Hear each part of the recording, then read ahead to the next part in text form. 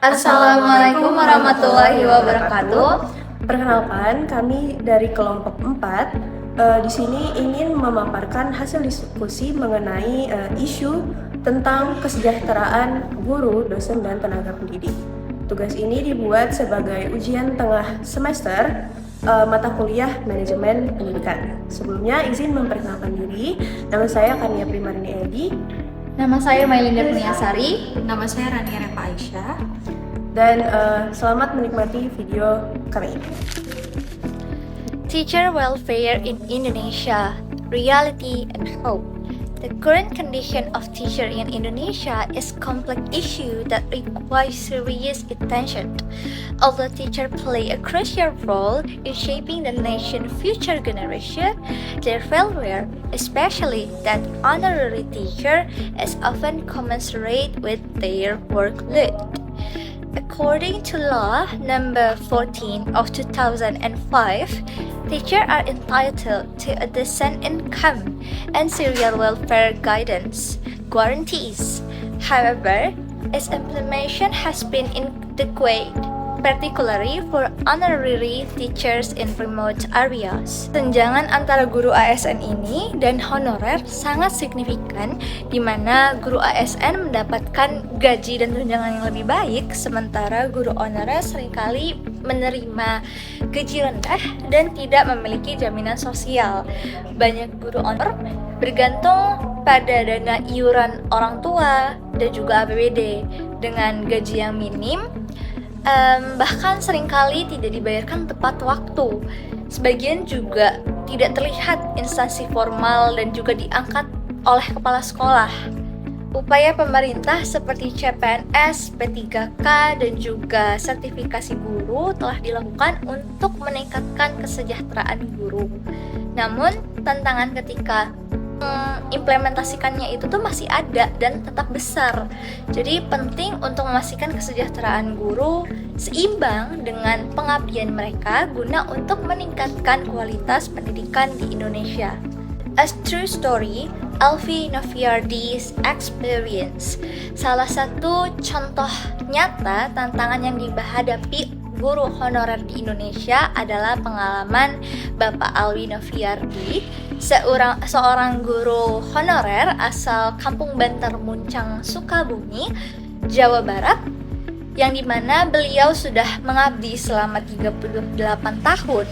Beliau mengajarkan ilmu pengetahuan sosial di sebuah madrasah, namun ia tetap berstatus guru honorer dengan gaji yang sangat minim. Recently, Bapak Alfie went viral after a video of him scavenging for recyclables to supplement his income spread on social media. In the video, he is collecting plastic bottles and cardboard. Despite his strong dedication to teaching, his income from teaching was not enough to meet his daily needs. Setelah video tersebut viral, banyak orang yang tergerak untuk membantu Bapak Alfie ini. Sebuah yayasan bahkan membuatkan warung kecil di sekitar rumahnya yang kini menjadi sumber pendapatan baru untuk Bapak Alfie. Jadi Bapak Alfie kini dapat lebih fokus dalam menjaga warung dan juga mengajar sambil memberikan contoh kerja keras kepada murid-muridnya. Kehidupan Bapak Alfie ini mencerminkan dilema banyak guru honorer yang terpaksa mencari penghasilan tambahan demi untuk memenuhi kebutuhan hidup mereka.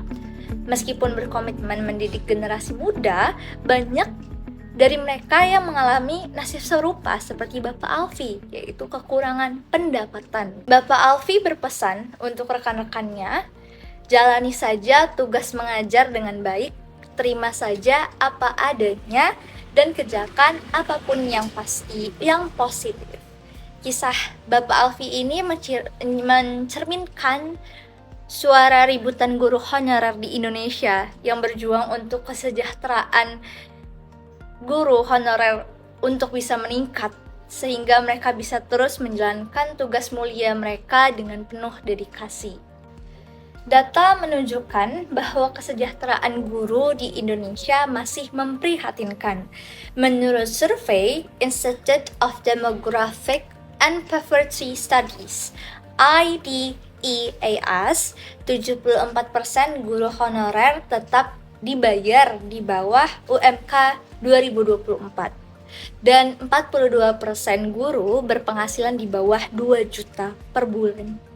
Sebanyak 89% guru merasa penghasilan mereka tidak mencukupi kebutuhan mereka sehari-harinya. 79,8% memiliki hutang, 55,8%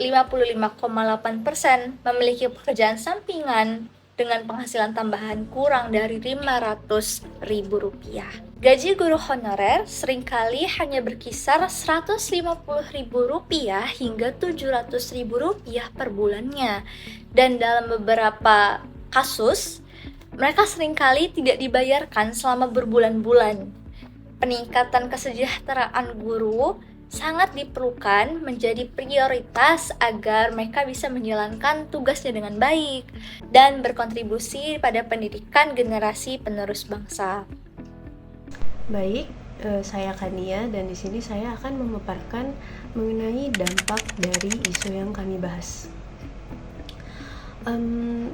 Setiap manusia tentunya memiliki kebutuhan, baik itu kebutuhan primer seperti pangan, sandang dan papan, ataupun kebutuhan sekunder seperti alat elektronik, alat komunikasi, transportasi, dan juga rekreasi.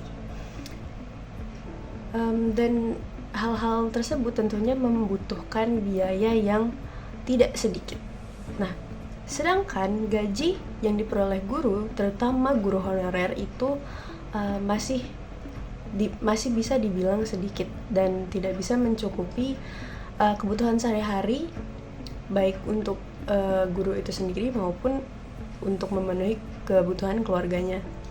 Nah, karena kurangnya pendapatan yang diperoleh oleh guru tersebut, maka mau tidak mau guru mencari pekerjaan sampingan atau pekerjaan lain di luar profesinya sebagai guru, dan tentunya mengerjakan dua pekerjaan dalam satu waktu atau berdampingan, mengerjakan dua pekerjaan secara berdampingan tentunya akan memecah fokus dari guru tersebut. Dan seperti yang kita tahu bahwa tanggung jawab dan tugas seorang guru itu tidak bisa dibilang sedikit. Nah, apabila pekerjaan guru tuh bertambah atau dalam waktu yang sempit, itu guru harus menambah pekerjaannya, mengerjakan pekerjaan yang lain, tentunya fokus guru akan terpecah dan ini mengakibatkan kelelahan dan menimbulkan kurangnya konsentrasi guru dalam menjalankan tugasnya, yaitu misal menyusun dan merencanakan aktivitas pembelajaran. Nah, tentunya hal ini akan berdampak kepada siswanya. Alhasil hasil mengajar dari guru tersebut akan tidak efektif atau tidak menarik pada siswa, sehingga tujuan pembelajaran itu nantinya terancam tidak akan tercapai. Maka dari itu sebenarnya kurangnya kesejahteraan guru ini dampaknya dapat merambah kemana-mana, termasuk salah satunya adalah menurunnya kualitas pendidikan. Sekian yang bisa saya sampaikan mengenai dampak dari rendahnya kesejahteraan guru, dosen maupun tenaga pendidik di Indonesia. Terima kasih. Our educators are shaping the future, but are they supported enough? If we want a stronger education system, we have to start by taking care of our teachers, lecturers, and educational staff. So, how can the government step up and improve their well-being? First, improvement of working condition, peningkatan kondisi kerja, enhancing the quality of work facilities such as classroom, laboratories, and teaching support technologies. Lingkungan kerja yang baik adalah fondasi yang kokoh untuk efektivitas pengajaran. Karena ketika tenaga pendidik memiliki ruang yang nyaman, di mana dilengkapi dengan fasilitas yang memadai, juga akses dan teknologi modern dan sumber daya yang relevan, mereka dapat lebih fokus pada tugas utama mereka, yaitu mengajar dan mendidik. Second, professional development opportunities, kesempatan pengembangan profesional. Implement ongoing training and certification programs that equip educators with the latest technologies and innovative teaching methods. Melakukan pelatihan dan sertifikasi yang terus-menerus untuk mempersiapkan guru dengan teknologi terkini dan metode pengajaran yang inovatif. Juga pemberian beasiswa untuk studi lanjutan bisa dilakukan untuk memungkinkan guru meningkatkan kemampuan dan karirnya. Third, we have improvement of financial welfare. Peningkatan kesejahteraan finansial. Increasing the competitive salaries and providing additional benefits such as incentives for educators as well as appropriate bonus and etc. Kesejahteraan finansial merupakan salah satu motivasi utama bagi tenaga pendidik untuk terus memberikan yang terbaik dalam mengajar. Ketika mereka merasa dihargai secara finansial, mereka akan lebih termotivasi untuk berkontribusi secara maksimal. Kebijakan gaji yang kompetitif dan insentif serta percepatan proses sertifikasi pengangkatan mereka sebagai P3K dan bonus pensiun yang memadai dapat diberikan untuk menstabilitaskan mereka dalam merencanakan masa depan yang lebih baik, termasuk di masa pensiun. Fourth, fair pay for honorary teachers, upah yang adil untuk guru honorer. Significantly increase wages for honorary teachers to ensure they receive fair compensation that reflects the cost of living. Guru honorer adalah pilar penting dalam sistem pendidikan kita. Namun, banyak dari mereka yang masih menghadapi tantangan finansial yang berat. Oleh karena itu, sudah saatnya kita memperjuangkan upah yang layak bagi mereka. Upah yang adil akan memberikan rasa aman bagi guru honorer, sehingga mereka dapat lebih fokus pada pengajaran dan pengembangan siswa. Menciptakan jalur yang jelas untuk beralih ke posisi permanen akan mendorong mereka untuk bekerja lebih keras dan berinvestasi dalam karir mereka. Fifth, legal protection for educators. Providing legal protection for all educators is essential to ensure their safety while carrying out their teaching duties. Dalam menjalankan tugasnya, seorang pendidik seringkali dihadapkan pada situasi yang menantang, termasuk ketika mereka harus menegur siswa yang berperilaku tidak sesuai, seperti kasus baru-baru ini terjadi, di mana seorang guru dituntut oleh wali murid yang berprofesi sebagai polisi, hanya karena mereka tidak terima anaknya ditegur atau dimarahi. Insiden ini tentu mencerminkan betapa rentannya posisi tenaga pendidik di hadapan masyarakat, khususnya di Indonesia. And last one, we have developed work-life balance, provide specialist training for teachers and lecturers in management skills.